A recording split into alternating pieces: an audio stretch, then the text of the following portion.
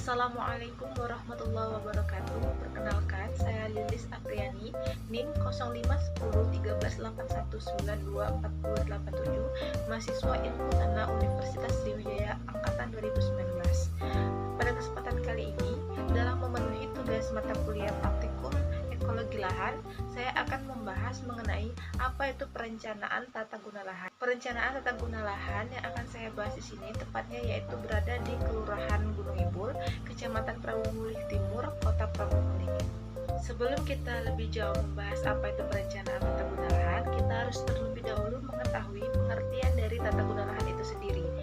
Apa itu tata guna lahan? Tata guna lahan menurut Undang-Undang Pokok Agraria adalah struktur dan pola pemanfaatan tanah, baik yang direncanakan maupun tidak, yang meliputi persediaan tanah, peruntukan tanah, penggunaan tanah, dan pemeliharaannya. Penggunaan lahan atau land use mempunyai arti sama dengan lahan, yaitu merupakan tempat tinggal, lahan usaha, lapangan olahraga, rumah sakit, dan lain sebagainya. Sedangkan penutup lahan atau land cover cenderung mengarah ke vegetasional dan buatan manusia atas lahan untuk mencukupi kebutuhan manusia. Baiklah, sebelumnya kita sudah mengetahui apa itu definisi dari tata guna lahan itu sendiri. Sekarang, untuk pembahasan selanjutnya, kita harus mengetahui dulu apa itu pengertian dari perencanaan tata guna lahan.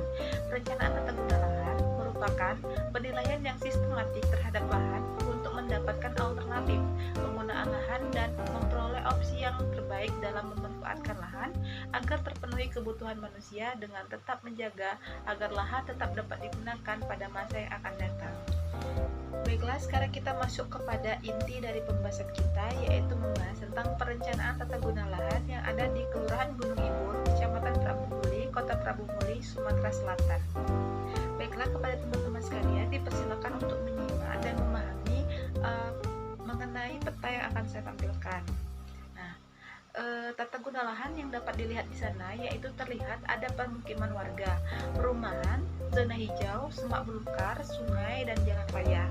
Kemudian, jika kita lakukan pembandingan antara pemukiman warga dan perumahan, terlihat bahwa bentuk pola landscape perumahan lebih tertata dan bisa digambarkan, sedangkan pemukiman warga lebih terlihat tidak tersusun. Hal ini berkaitan dengan bahwa sebelum dilakukan pembangunan rumah dari masing-masing kepala keluarga, bentuk dan ukuran dari tanah mereka berbeda-beda, sehingga saat dilakukan pembangunan, bentuk rumah dan luasannya sesuai dengan luasan tanah tersebut.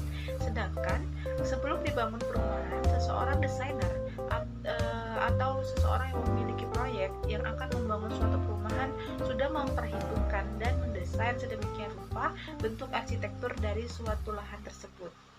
Kemudian peta yang telah saya digitasi tersebut saya gambar ulang sehingga terfokus pada lokasi pengamatan saya.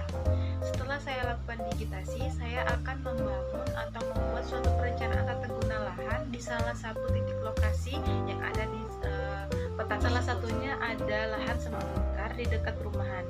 Saya akan merencanakan penggunaan lahan di sana dengan melakukan perubahan penggunaan lahan yang awalnya daerah semak belukar menjadi mini landscape pertanian dengan tetap mempertahankan zona hijau yang ada di tepi sungai. Zona hijau atau green belt tersebut berfungsi untuk melindungi sungai tersebut dari berbagai gangguan yang dapat merusak kondisi sungai dan kelestariannya, serta tidak mengganggu daerah produktif dari kegiatan pertanian nantinya. Selain itu juga, fungsi dari ruang terbuka hijau atau RHT di wilayah perkotaan dapat meningkatkan udara bersih yang diperlukan masyarakat, menjaga keseimbangan ekosistem kota, serta sekaligus dapat meningkatkan nilai estetik kota. Pada landscape pertanian yang akan dirancang, selain mempertahankan zona hijaunya atau green belt, juga dapat dilakukan berbagai budidaya tanaman di dalamnya, sehingga terciptanya heterogenitas. Di dalam mini landscape pertanian ini, warga setempat juga dapat berkunjung untuk melihat berbagai jenis tanaman yang dibudidayakan di dalamnya. Ada tanaman jagung, kacang-kacangan, cabai, terong, dan lain sebagainya.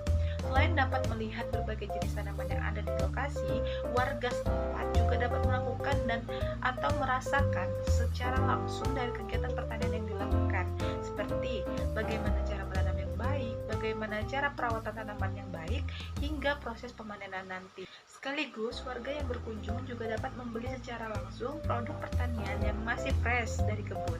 Nilai tambahnya adalah lahan yang kosong ini dapat dimanfaatkan untuk menambah pendapatan ekonomi. Warga juga mendapatkan ilmu dan sekaligus dapat praktik langsung di bidang pertanian tersebut. Karena sesungguhnya konsep dari ekologi landscape adalah adanya keragaman atau heterogenitas dari tata guna lahan, terjadinya interaksi yang kuat menurut jarak dan ruang antar komponen yang ada di dalam suatu landscape tersebut, baik komponen biotik maupun komponen abiotik yang saling berhubungan atau mutualisme antara satu komponen dan komponen yang lainnya, sehingga terciptanya suatu ekosistem yang ekologis.